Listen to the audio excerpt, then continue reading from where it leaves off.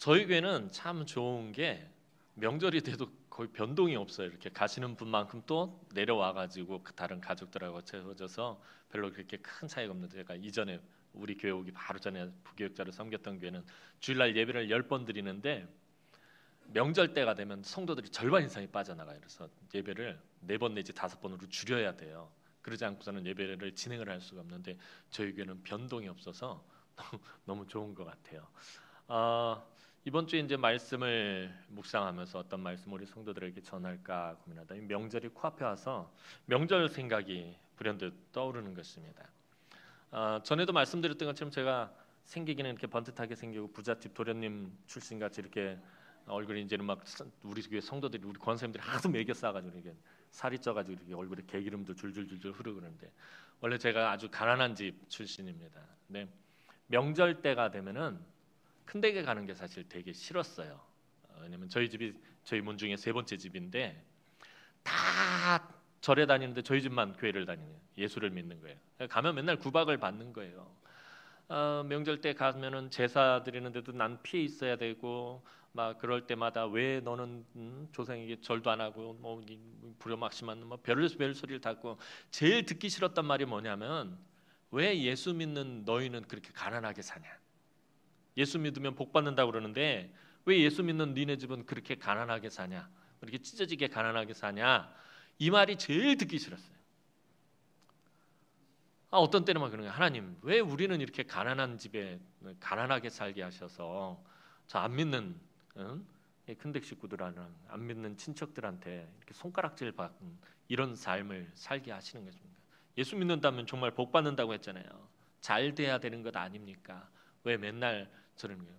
저희 큰어머니 같은 경우에는 얼마나 지금은 이제 돌아오셔가지고 얼마나 예수를 열심히 잘 믿고 새벽마다 저를 위해서 얼마나 기도하시는입니다. 근데 그 전에는 얼마나 철저한 불자였는지 우리나라 명산이란 명산에 있는 사찰은 다 가고 그곳에다가 그때는 큰데기 얼마나 잘 살았냐면 막 집안에 그 금고가 큰 게 있는데 그 금고 안에 현찰로 막 몇십억씩 가지고 있을 정도로 아주 잘 살았어요. 이 사찰에다가 보통 가면은 막 거의 막 몇천만 원씩 시주를 하는 거야. 그 당시에 저 어릴 때 몇천만 원이면 지금은 치면 수억 원이 된다는 거예요. 그거를 막 아무렇지도 않게 막 시주를 다 하는 거예요. 이게 우리나라 명산에 있는 사찰에는 저희 큰어머니하고 큰아버지 이름이 있어요. 거기는 이렇게 시주를 하면 그거 이렇게 하는 게 있더라고 보니까.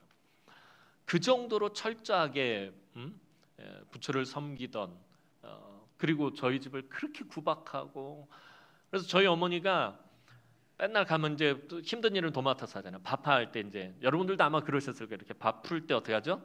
십자가를 딱 긋고서는 이렇게 밥을 풀면서 이 밥 처먹는 인간들마다 다 예수 믿게 해주십시오. 뭐 그러면서 기도하면서 눈물로 그냥 서러움을 당하면서 그걸 했는데 큰어머니가 그걸 알았네.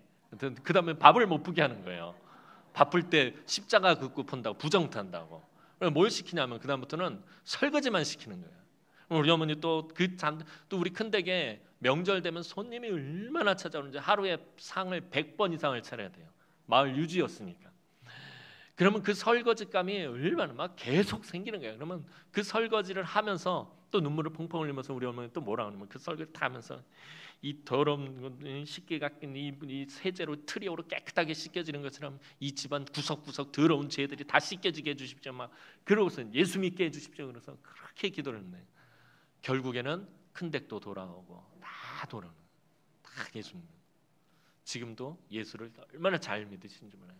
그래서 작년 추석 때, 작년이었나요? 제가 요즘 서울을 못 가는데 명절 때 어떻게 가서 이제 예배를, 제가 가면 이제 제가 예배를 딱 인도를 하거든요. 예배를 딱 드려놨더니 큰어머니 하시는 말이, 셋째는 그렇게 찢어지게 가난하면서도 예수 잘 믿더니 이제는 우리 문 중에서 제일 복 받는 집안이었다고. 셋째 삼촌은 장로가 되고 셋째 작은 엄마는 권사가 되고 그 집 아들은 목사가 돼가지고 지금 대구의 담임 목사 돼서 아주 성도들한테 사랑받고 목회를 얼마나 잘하는지 모른다고, 얼마나 감사한 일인지 모른다고, 이렇게 될 줄 누가 알았냐고, 이렇게 상황이 역전될 줄 누가 알았냐고.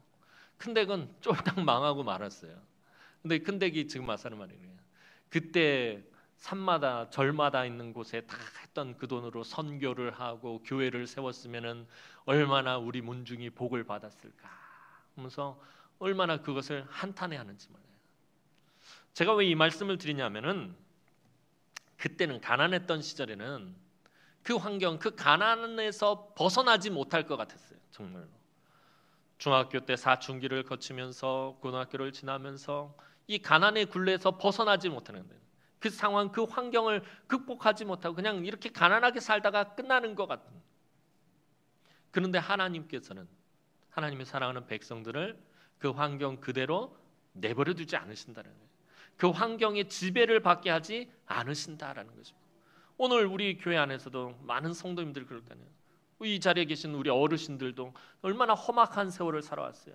연세가 많으신 분들은 그 외정 시대를 거쳐왔고, 그 다음에 6.25를 겪어하셨고, 우리나라 근현대사의 그 가난했던 시절 얼마나 고생하면서, 그런데 그 상황, 그 환경이 결코 여러분의 삶을 지배하지 못했다라는 것입니다.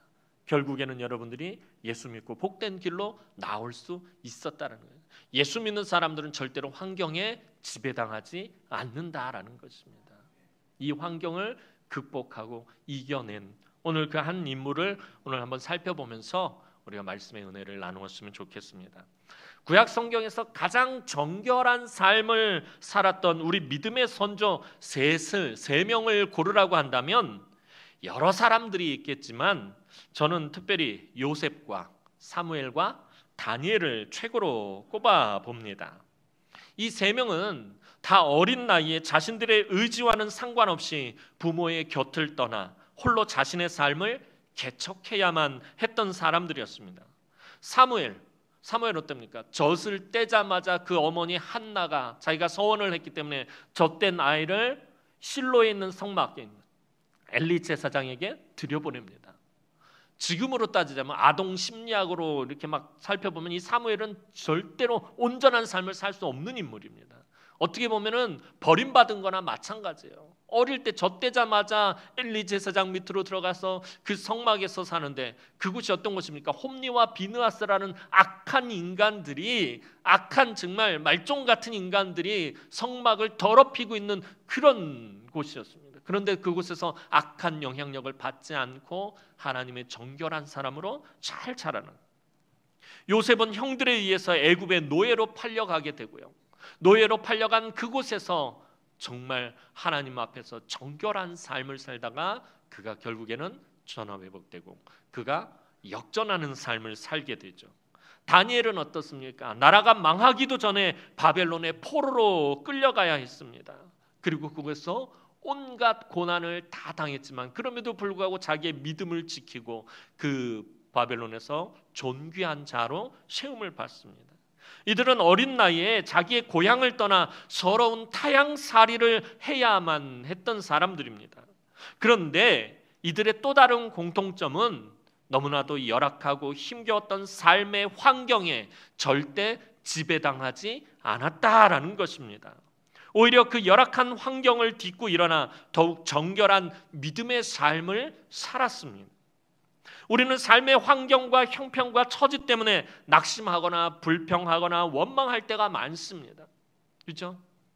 아마 제가 어렸을 때 했던 그 고민들, 그런 불평들, 그런 원망들 누구나 다 한 번씩은 해봤을 것입니다. 우리 집은 왜 이렇게 찢어지게 가난해서 왜 요 모양 요 꼴로 사는 것일까?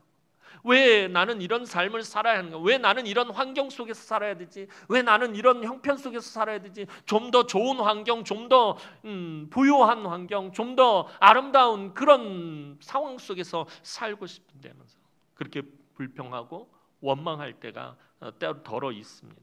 그런데 앞서서 살펴봤던 이런 것들을 볼 때 열악한 환경이 꼭 해가 되는 것은 아님을 볼 수 있습니다. 얼마 전에 재벌 3세들이 마약을 하다가 사회에 물의를 일으킨 적이 있었습니다. 또 재벌 2세들이 회사에서 갑질을 하다가 많은 사람들의 공분을 사기도 했고요. 며칠 전에는 모 그룹 총수의 장남이 마약을 밀반입하다가 발각되어서 지금도 수사가 진행되고 있습니다. 이런 것을 볼 때 환경이 좋다고 꼭 좋은 인생을 사는 것도 아니고 환경이 열악하다고 해서 나쁜 인생을 사는 것도 아니다라는 것입니다.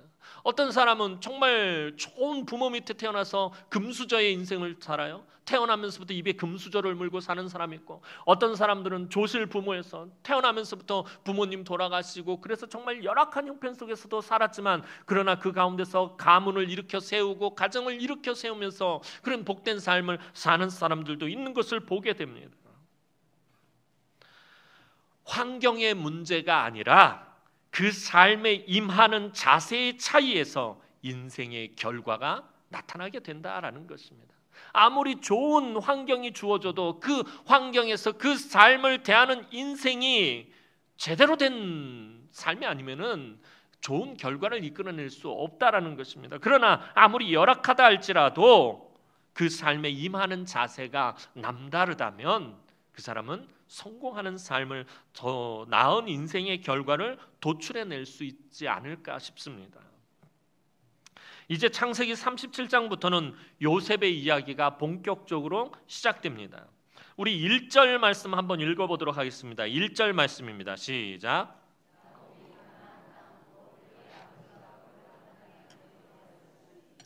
자, 요셉이 살았던 곳이 어디라고 지금 설명을 하고 있죠? 아버지가 살았던 땅, 가나안 땅을 말하고 있죠. 가나안 땅. 자, 가나안 땅이 어떤 땅입니까? 그의 증조부, 요셉의 증조부였던 아브라함과 그의 자손에게 주시겠다라고 하나님께서 약속하신 땅이 바로 이 가나안 땅입니다. 모세는 하나님의 약속이 깃든 이 소망의 땅을 젖과 꿀이 흐르는 땅이라고 아주 가슴 설레게 묘사하고 있습니다.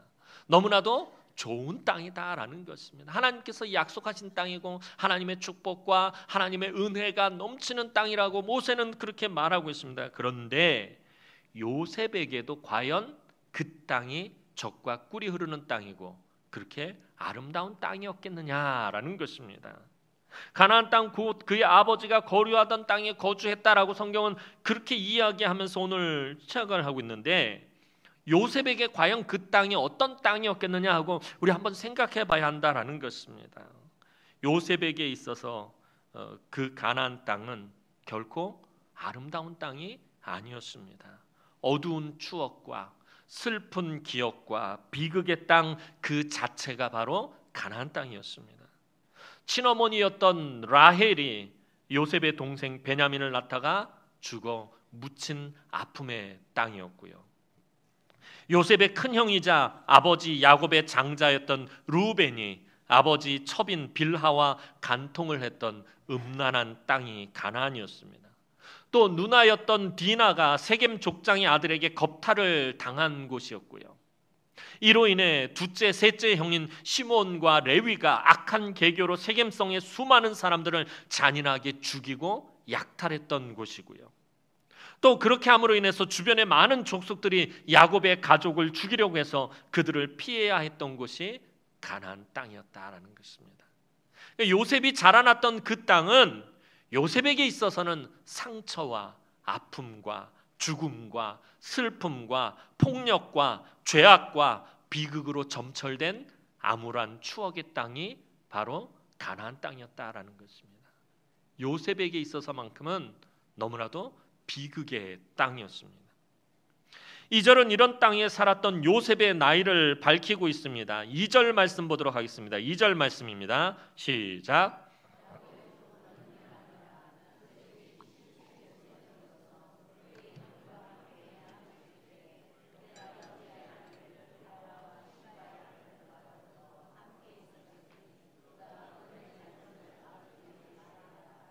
자, 요셉의 나이가 몇 살이라고 성경 기록하고 있죠? 17세였다라고 성경은 말하고 있습니다. 지금으로 치자면 겨우 고등학교 1, 2학년 정도 되는 어린 나이입니다. 17세가 될 때까지 요셉은 친엄마가 없는 계모들과 이복 형제들의 눈칫밥을 먹으면서 앞서서 이야기한 그런 사건들을 다 겪어야 했다라는 거예요. 계모도 한 명이 아니라 3명이나 있어요. 이복 형제들도 한두 명이 아니라 10명이나 있습니다. 그 가운데서 아까 앞에서 말한 그런 사건들을 다 겪고 했다는 거예요. 엄마가 동생을 낳다 죽는 것을 보아야 했고요. 그 다음에 큰형이 간음을 하는 것을 목격해야 했고요. 형제들이 세겜성을 아주 진멸하는 잔인한 모습을 보아야 했고요. 누나가 겁탈당하는 것을 보아야 했고요. 이런 것들을 다 17세 될 때 그가 그 기간까지 이런 사건들을 다 겪어야 했다는 거예요. 감수성이 예민한 사춘기 때를 이런 열악한 환경 속에서 이 요셉은 보내야 했다라는 것입니다. 그나마 요셉에게 유일한 기쁨이 있었다면 그것은 아버지 야곱으로부터 유별난 사랑을 받았다라는 것입니다.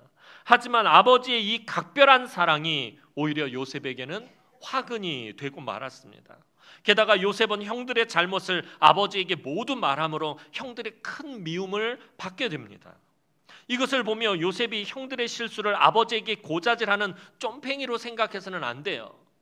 가나안 땅에 살 때, 아버지 밑에서 살 때 요셉은 아주 얄미운 동생, 그렇죠? 형들이 뭐만 좀 잘못하면 그냥 그걸 쪼르르 가서 엄마, 아빠, 큰 형이 무슨 잘못을 했고 누가 그랬고 쪼르르 이렇게 고자질을 하는 이런 철딱선이 없는 그런 막내 동생으로 생각해서는 안 됩니다. 이 2절은 형들의 실수를 아버지에게 고자질하는 요셉의 이런 철없는 모습을 말하려는 것이 아니라 야곱의 아비로서의 부족함과 형들의 악함을 지금 함께 암시하고 있는 것입니다. 야곱은 자신의 아들들이 얼마나 악하고 폭력적이며 자신의 동생이라도 죽일 수 있을 정도로 잔인하다라는 것을 잘 알지 못하고 있습니다. 그저 성격이 다혈질이고 급한 정도로만 알고 있을 뿐입니다. 야곱은 이런 분위기도 파악하지 못하고 가장 사랑하는 아들을 고자질장이로 만드는, 그래서 형제들과 그 사이를 더욱더 멀어지게 만드는 무능한 아버지였습니다. 야곱은 형들이 동생을 죽일 수도 있는 악한 마음을 품고 있다라는 것도 전혀 모르고 나중에 보면 요셉을 홀로 멀리 떨어져 양을 치고 있는 형들에게 형들이 그토록 싫어하는 옷을 입혀서 심부름까지 보냅니다. 어떤 결과가 발생할지 그것을 알지도 못하고 자기 사랑하는 아들을 그렇게 보낸다라는 것입니다. 요셉은 형들의 잘못을 아버지에게 말할 뿐만 아니라 오늘 본문 뒤에 이야기를 보면 자신의 꿈 이야기, 요셉의 유명한 꿈 이야기도 형들에게 가리지 않고 말하기까지 하는 것을 보게 됩니다. 창세기 37장 앞부분을 보면 요셉은 형들에게 미움받을 짓만 하고 있는 것처럼 형들 입장에서 보면은 미움받을 짓만 골라서 하는 요셉이 보여집니다. 그런데 과연 요셉이 그러했냐라는 것입니다. 애굽에서 보디발의 아내의 유혹을 단호하게 거절하며 하나님 앞에서 자신의 정결함을 지키려고 했던 요셉의 모습을 우리가 기억한다면 오늘 2절 말씀을 다시 한번 생각해 봐야 합니다. 정결한 삶을 산 요셉의 모습과 또 그와는 완전히 상반되는 형들의 모습을 함께 비교해 봐야 2절 말씀을 제대로 이해할 수가 있습니다. 요셉의 형들은 어떤 사람들입니까? 죄를 짓고도 그게 죄인 줄 모르는 사람들입니다. 간음죄를 범하고 큰형이었던 르우벤은 빌하와, 자기의 어떻게 보면 작은 엄마죠, 빌하와 간음죄를 저지르고서도 그게 죄인 줄도 모르고 있고요. 세겜성의 남자들을 모조리 다 죽이고 약탈하면서도 시몬과 레위는 아무런 죄책감도 느끼지 못하는 그런 사람들이었습니다. 무슨 말이냐 하면 야곱의 아들들은 요셉이 17세가 되도록 여전히 그런 죄를 동일하게 반복하고 있었다라는 것입니다. 요셉은 형들과 함께 있으면서 도저히 자신의 믿음으로는 받아들일 수 없는 죄를 형들이 행하는 것을 목격한 것입니다. 요셉이 아버지에게 말한 형들의 잘못은 그저 소소한 실수가 아니라 하나님 앞에서 분명한 죄라는 것입니다. 그랬기에 요셉은 그 죄를 지적한 것이었고 그런 형들과 함께 할 수 없었던 것입니다. 그래서 형들에게 너무나도 큰 미움을 받게 된 것입니다. 애굽에서의 요셉의 모습을 보면 어떤 모습이 보여집니까? 죄에 대해서 그 형들과는 너무나도 다르게 죄에 대해서 너무나도 민감하게 반응하는 것을 보게 됩니다. 애굽에서 노예로 살면서도 아무렇게나 막 함부로 산 것이 결코 아니었습니다. 그는 철저하게 하나님과 동행하는 삶을 살았고요. 성경은 계속해서 하나님이 그와 함께 했다라고 말했어요. 하나님이 그와 함께하는 그런 정결한 삶을 살았습니다. 주인의 재산을 맡아서 관리할 때도 절대 속임이 없이 정직했으며, 주인의 아내가 유혹해 올 때도 그 유혹의 자리를 단번에 박차고 떠날 정도로 정결한 삶을 살았던 사람이 요셉입니다. 이런 요셉을 볼 때 형들의 사소한 실수를 고자질해서 형들을 골탕 먹이고 야단 맞게 하려고 그렇게 했다라고 생각할 수 없다라는 것입니다. 이제 이런 요셉에게 있어서 가장 큰 화근은 아버지 야곱의 철저한 편애였습니다. 여러 형제들 가운데 이 요셉을 너무나도 편애했다라는 것이 이 요셉에게 너무나도 큰 화근이었다라는 거예요.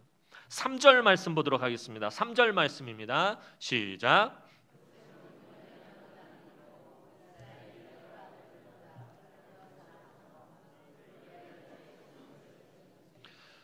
노년에 얻은 아들이기 때문에 그 아들을 사랑했다는 건 이해가 되지만 너무나도 편애했다라는 것이 문제였습니다. 그 형제들과 사이를 완전히 갈라놓아 놓게 되어버린 것입니다. 그런데 이 요셉을 향한 야곱의 편애는 요셉에게서 시작한 것이 아니라 사실은 요셉의 어머니였던 라헬을 편애한 데서부터 시작하고 있습니다. 야곱은 자신의 의도와는 상관없이 이 라헬의 언니였던 레아와 결혼을 하게 되고요. 그리고 나중에 다시 사랑하는 라헬과 결혼을 하게 됩니다. 야곱은 자신이 사랑하는 라헬만 바라봤고 그녀만 자신의 아내로 여겼습니다. 이 야곱은 레아에 대해서는 조금 더 마음을 두지 않았고 레아를 불쌍히 여기지도 않았습니다. 오죽했으면 하나님께서 레아를 불쌍히 여기실 정도였어요. 하나님께서 레아를 불쌍히 여기셨다는 거예요. 그 남편에게 사랑을 받지 못하니까, 그 남편이 쳐다봐 주지도 않으니까 하나님께서 레아를 불쌍히 여기실 정도였습니다. 그리고 야곱의 편애는 아들들에게까지 이어지고 말았습니다. 야곱은 여러 아들들보다 요셉을 더욱 사랑하여 요셉을 위하여 채색 옷을 그만 지어 입히고 맙니다. 이것이 요셉에게 가장 큰 화근이 되고 말았습니다. 고대 사회에서 이 채색 옷은 아무나 입는 옷이 아니었습니다. 이 채색 옷은 존귀한 신분을 나타내는, 존귀한 신분의 사람이 입는 존귀한 옷이었습니다. 왕족이나 귀족들이 입는 옷이었고 그 중에서도 특별히 왕족이나 귀족들 가운데서도 상속권자들이 입는 옷이 바로 이 채색 옷이었습니다. 그러니까 야곱은 요셉에게 채색 옷을 지어 입혔다는 건 무엇을 의미하는 것입니까? 야곱은 요셉을 자신의 장자로 인정한 것이었습니다. 11번째 아들을 자신의 장자로 인정한 것입니다. 그래서 형들이 이 일로, 아버지가 채색 옷을 지어서 요셉에게 입힌 이 일로 인해서 형들은 너무나도 분노하고 요셉을 더욱 미워하게 된 것입니다. 법적으로는 장자가 누구입니까? 레아를 통해서 난 첫 번째 아들인 르우벤입니다. 르우벤인데 야곱은 라헬의 아들인 요셉을 장자로 세우려고 한 것입니다. 형들은 맨날 들에 나가서 양을 치느라고 냄새나고 더러운 옷을 입고 있는데 힘들게 일하고 집에 돌아와 보면 동생 요셉은 채색 옷을 입고 아버지의 사랑을 독차지하고 있는 것입니다. 그래서 나중에 형들이 요셉을 붙잡아서 죽이려고 할 때 제일 먼저 한 일이 무엇입니까? 요셉이 입고 있는 그 채색 옷을 벗는 그 옷을 찢어버리는 거예요. 얼마나 그것이 미웠는지. 요셉을 잡자마자 옷을 벗겨버리고 그 옷을 찢어버렸다라는 것입니다. 야곱이 참 어찌 보면 너무나도 지혜롭지 못한 일을 자행한 것입니다. 결국에는 이 야곱의 뜻을 하나님께서 꺾어버리신 것은 다 마찬가지입니다. 야곱이 이 존귀한 옷을 지어서 요셉에게 입혔더니 그 형제들이 그 옷을 찢어버리고 벗겨버리고 요셉에게 무슨 옷을 입힙니까? 노예의 옷을 입혀서 애굽으로 쫓아내버립니다. 그리고 요셉이 애굽에 가서는 그 주인이었던 보디발의 집에서 살다가 하나님의 은혜로 그 가정 총무가 되면서 보디발이 어떻게 하죠? 노예의 옷을 벗겨버리고 가정 총무의 옷을 입혀버립니다. 그랬더니 또 어떻게 됩니까? 보디발의 아내가 그 가정 총무의 옷을 벗겨버리고 죄수의 옷을 입혀버립니다. 그리고 그 죄수의 옷을 바로가 벗겨버리고 총리의 옷을 입혀버립니다. 다시 존귀한 옷으로 입기까지 너무나도 오랜 시간이 걸리고 수많은 고난의 시간을 지나야 했다라는 것입니다. 그러니까 야곱이 이 존귀한 옷을 입히려고 하지 않았어도 하나님이 요셉에겐 그 옷을 분명히 입히셨을 것입니다. 근데 야곱이 너무나도 편애하는 마음에 성급하게 이 존귀한 옷, 채색 옷을 지어 입혔다가 그것이 자기의 가장 사랑하는 아들에게 그만 큰 화가 되고 만 것입니다. 이에 르우벤의 친동생들인 가장 난폭한 시므온과 레위가 칼을 갈게 된 것입니다. 형들의 분노와 증오가 폭발하는 것, 이제 시간 문제였습니다. 이런 상태를 4절 말씀이 아주 조용히 묘사하고 있습니다. 4절 말씀 보겠습니다. 시작.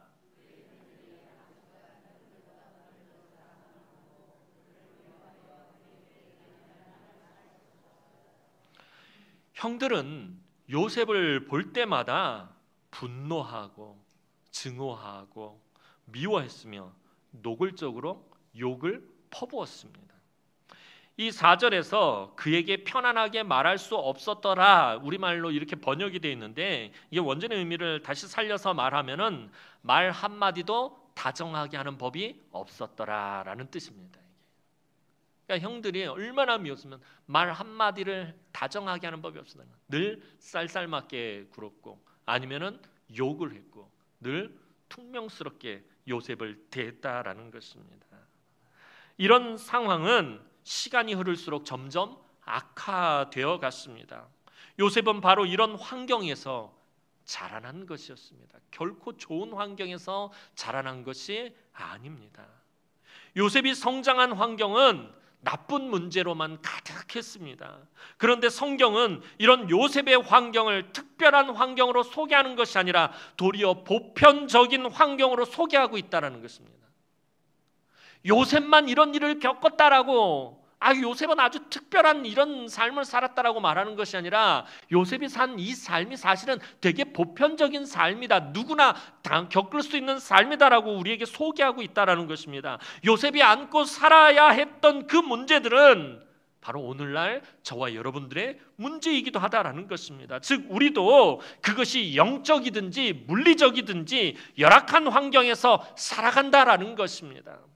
크고 작은 차이가 있을 뿐 우리는 모두가 사실은 아주 열악한 환경에서 살아가고 있는 것입니다. 왜냐하면 죄인들이 모여 사는 이 죄 많은 세상 속에서 바로 우리가 살아가고 있기 때문입니다.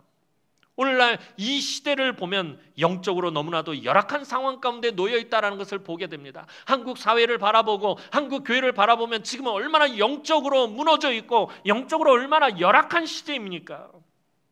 한국교회의 말씀과 기도의 제단은 무너져 버렸고요. 기도의 등불은 이제 꺼져가고 있고요. 복음이 더 이상 증거되지 않고 있고요. 이단이 성행하고 있다는 거예요. 요즘 신천지들과 안산홍 그 하나님의 교회들이 얼마나 지금 바깥으로 나와가지고 활개를 치고 다니는지 모릅니다. 게다가 악하고 더럽고 음란한 문화가 지금 이 땅에 넘쳐나는 가운데 정결한 믿음을 지키며 살아가기가 결코 쉽지가 않다라는 것입니다. 하지만 오늘 본문의 요셉의 환경에 대한 이야기는 이런 환경이 결코 우리 인생을 결정하는 것이 아니다라는 것을 말해주고 있습니다. 만약 환경이 인생을 결정한다면 요셉은 분명히 실패한 인생을 살았어야 했다라는 것입니다. 환경이 그 사람의 인생을 지배하고 환경이 그 사람의 인생을 결정한다면 요셉은 결코 총리가 될 수 없어요. 요셉은 그냥 애굽에서 노예로 살다가 그냥 그렇게 살다 죽었어야 했다라는 것입니다.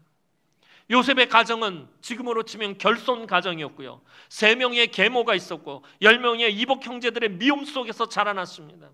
이런 불행한 환경에서 자라난 요셉이 그의 인생에서 단 한 점의 오점도 남기지 않는 정결한 삶을 살 수 있었다라는 것은 우리 인생이 환경에 의해 결정이 되는 것이 아니다라는 것을 증거해 주는 것입니다. 물론 일반적으로 좋은 환경 속에서 좋은 인생을 살고 악한 환경 속에서 좋지 않은 인생을 살게 되는 경우가 많습니다. 그 환경에 지배를 당하고 그 환경에 영향을 받는 경우가 많습니다. 하지만 그것이 절대적이지는 않다라는 것입니다.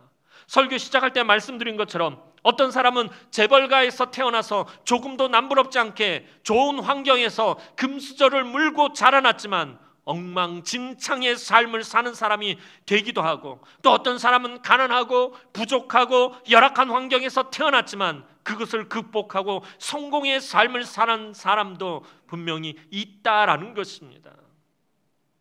사랑하는 성도 여러분, 하나님의 사람들은 이 세상의 환경이 지배하지 못합니다.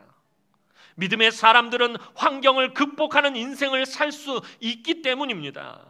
믿음의 사람들이 환경에 지배당하는 것이 아니라 환경을 극복하는 인생을 살 수 있는 것은 바로 저와 여러분들에게 하나님의 약속의 말씀이 주어져 있기 때문입니다. 성경은 하나님의 약속의 말씀으로 넘쳐나고 있다라고 전에도 말씀을 드렸습니다. 그래서 구약, 신약이라고 말해요. 오래된 하나님의 약속, 새로운 하나님의 약속, 창세기부터 요한계시록 이르기까지 성경은 하나님의 약속으로 넘쳐나고 있다는 거예요. 그 약속들이 무엇입니까? 대충 제가 아는 것만 말해도 여러분들이 다 아는 거예요. 내가 너를 택하였다. 내가 너를 버리지 아니한다. 내가 너를 사랑한다. 내가 너와 함께 할 것이다. 내가 너를 도와줄 것이다. 내가 너를 굳세게 할 것이다. 내가 너를 보호할 것이다. 내가 너를 인도할 것이다. 내가 너에게 은혜를 베풀 것이다. 내가 너를 치료할 것이다. 내가 너를 회복시킬 것이다. 내가 너를 축복할 것이다. 너에게 자비와 긍휼을 베풀 것이다. 그리고 내가 너를 구원할 것이다. 하나님의 이런 약속으로 넘쳐나고 있다라는 것입니다. 이외에도 수많은 하나님의 약속이 넘쳐나고 있습니다. 하나님의 약속은 우리의 환경보다 더 능력이 있다라는 것입니다. 나의 열악한 환경보다 하나님의 약속의 말씀이 더 능력이 있다라는 것입니다. 그래서 환경이 하나님의 꿈과 비전의 사람 요셉의 인생을 지배하지 못했듯이 약속의 말씀을 붙잡고 있는 우리의 인생을 이 환경이 지배하지 못하는 것입니다. 또한 요셉이 그 열악한 환경을 극복할 수 있었던 그런 인생을 살 수 있었던 것은 하나님이 함께 하셨기 때문이다라는 것입니다. 요셉과 관련해서 성경에서 가장 많이 쓰는 말이 무엇입니까? 형통이란 말을 씁니다. 요셉이 형통하였더라. 요셉이 범사에 형통하였더라. 이 형통이란 말이 무엇입니까? 우리는 형통 그러면은 전에도 한번 말씀드렸잖아요. 그냥 모든 것이 다 잘 아무런 어려움이 없고 고난이 없고 근심이 없고 걱정이 없고 염려가 없고 시험이 없고 환란이 없이 그냥 잘 되는 만사 형통을 말하는데 그런 의미가 그런 세상적인 의미가 아니다라고 말씀했어요. 우리가 삶을 살아가면서 만나는 어떤 고난과 불같은 시험과 역경 속에서라도 그것을 극복하고 이겨낼 수 있는 것이 바로 성경이 말하는 형통입니다. 그래서 요셉이 형통했다라는 말은 그 형통에는 항상 수식어가 붙습니다. 그것이 무엇이냐면 하나님이 요셉과 함께 하심으로 그가 형통하였다라는 것입니다. 그가 어려운 환경을 극복했는데 어떻게 극복했다고요? 하나님이 함께 하심으로 극복했다라는 것입니다. 요셉만 그런 것이 아니죠. 아까 말씀드렸던 사무엘도 그렇습니다. 젖을 떼자마자 참 열악한 환경 속으로 들어갔어요. 홈리와 비누아스라는 정말 악한 영향력을 미치는 그 공동체 안으로 들어갔지만 그곳에 영향력을 받지 않았다는 거예요. 왜 그런 것입니까? 성경은 분명히 말하고 있어요. 하나님이 사무엘과 함께 하시니 이스라엘의 모든 사람들이 그를 하나님이 세우신 선지자로 여겼고 그의 말이 하나라도 땅에 떨어지지 않게 하셨더라. 하나님이 함께 하셨다. 다니엘 어떻습니까? 아까 말씀드린 것처럼 어린 나이에 원수의 나라로 포로로 끌려가가지고 그곳에서 너무나도 힘겨운 삶을 삽니다. 그러면서 그가 그 힘겨운 삶을 극복하고 바벨론에서 존귀한 자의 자리에 오른 것에 대해서 성경은 뭐라고 말해요? 다니엘이 하나님의 영이 그와 함께 했다라고 주변의 사람들이 그렇게 인정합니다. 하나님의 영이 다니엘과 함께 했다라는 거죠. 하나님이 함께 하실 때 그 어려운 환경을 이겨내고 극복할 수 있다라는 것입니다. 사랑하는 성도 여러분, 또한 오늘 우리가 하나님의 부르신 목적을 분명히 깨달아 알 때 환경을 극복할 수 있다라는 것입니다. 우리의 수많은 믿음의 선조들은 하나님이 자신들을 부르신 목적을 분명히 알았다는 거예요. 하나님이 왜 나를 선택하셨는지, 왜 나를 부르셨는지, 왜 이곳에 보내셨는지, 왜 이것을 가지게 하셨는지, 왜 이것을 소유하게 하시고 왜 이런 능력을 주셨는지, 우리 믿음의 선조들은 그것을 알았기 때문에 그 열악한 환경을 극복할 수 있었다라는 것입니다. 목적을 모르면 방황할 수밖에 없어요. 어디로 가야 할지 모르고 무엇을 해야 될지 모르기 때문에 방황할 수밖에 없다라는 것입니다. 하나님께서 나를 부르신 목적을 분명히 안다면 내가 가야 할 곳과 내가 해야 할 일을 분명히 알게 되기 때문에 방황할 수가 없습니다. 그래서 하나님이 나를 부르신 목적을 분명히 깨달아 알아야 한다라는 거예요. 그걸 알지 못하면 교회 안에서 내가 걸림돌이 되고 내가 방해가 될 수밖에 없다라는 것입니다. 그래서 사도 바울은 고린도전서 7장 24절에서 분명히 우리에게 말하고 있습니다. 고린도전서 7장 24절 말씀 보도록 하겠습니다. 자, 우리 다 함께 보겠습니다. 자막입니다. 시작.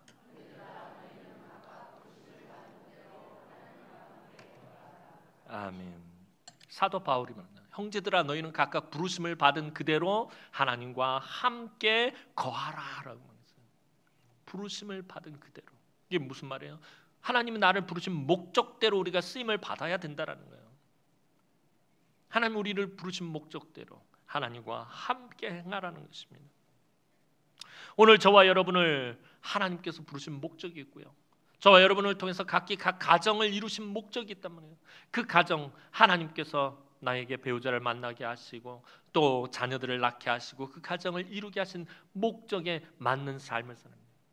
그 부르신 대로 하나님과 함께하는 삶을 살 때 그 가정을 통해서 하나님께서 역사하시고 그 가정을 통해서 하나님께서 능력을 베푸시고 그 가정을 통해서 하나님께서 일하신다는 것입니다.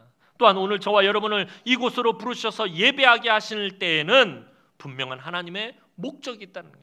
우리 남은교회를 68년 전에 이 땅 가운데 하나님께서 세우시고 저와 여러분들을 이곳에 불러 모아서 예배하게 하실 때는 분명히 목적이 있다는 거예요. 하나님 심심해서 저와 여러분들을 부르셨겠어요? 할 일 없어서 저와 여러분들을 부르셨겠어요? 전혀 그렇지 않다는 거예요. 분명히 목적이 있어서 저와 여러분들을 이곳에 부르셨다라는 것입니다. 그런데 그 목적을 우리가 알지 못하고 교회 안에서 우리가 다투고 갈등하고 시기하고 질투하고 그래서는 안 된다는 거예요. 또한 자기를 주장하고 고집부리고 욕심과 만족함을 채우려고 하고 자기를 자랑하고 자기를 인정받으려고 하고 그러라고 하나님께서 저와 여러분을 이곳에 부르신 것은 아니다라는 것입니다. 이 제단을 통해서 하나님께서 역사하시고 싶은 만세 전부터 이 제단이 존재하기도 전부터 저와 여러분들이 이 땅에 존재하기도 전부터 하나님께서 세우신 그 뜻과 계획들이 이루어지도록 저와 여러분들이 부름을 받은 것입니다. 그에 합당하게 저와 여러분들이 쓰임을 받아야 합니다. 그것을 알아야 내가 지금 처해 있는 환경을 극복해낼 수 있다라는 것입니다. 오늘 우리를 향하신 하나님의 뜻을 깨달아 알고 하나님의 말씀에 순종하여 겸손히 하나님과 함께하는 삶을 살 때에 우리 남흥의 성도들이 지금 처해 있는 그 환경을 극복하고 여러분들이 어떤 환경에 처해 있는지 저는 알 수 없어요. 얼마나 열악한지 얼마나 힘들고 얼마나 고통스러운지 알 수 없으나 우리 하나님 분명히 알고 계신다라는 것입니다. 그 처한 환경을 극복하게 하실 것이라는 거예요. 하나님이 여러분들과 함께 하시면서 그 힘들고 어려운 환경을 극복하고 더욱 부흥하고 번성하게 하시는 그 은혜를 누리시는 우리 사랑하는 남흥의 권속들이 되기를 주님의 이름으로 축원합니다. 기도드리겠습니다. 사랑과 은혜가 많으신 아버지 하나님, 은혜와 사랑을 진심으로 감사를 드립니다.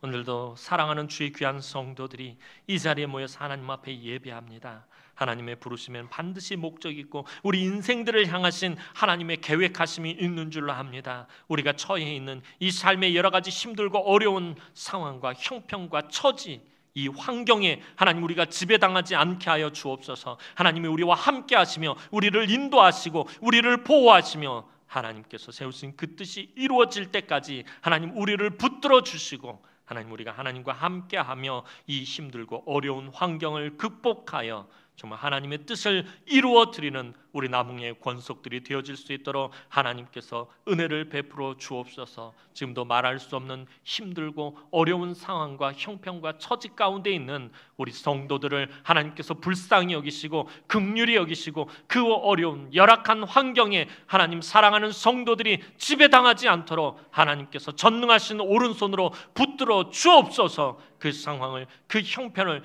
그 환경을 이겨내고 정말 하나님 앞에 능력 있게 귀하게 축복의 통로로 쓰임 받을 수 있도록 하나님께서 축복하여 주시옵소서. 감사드렸고 예수님의 이름으로 기도하옵나이다. 아멘.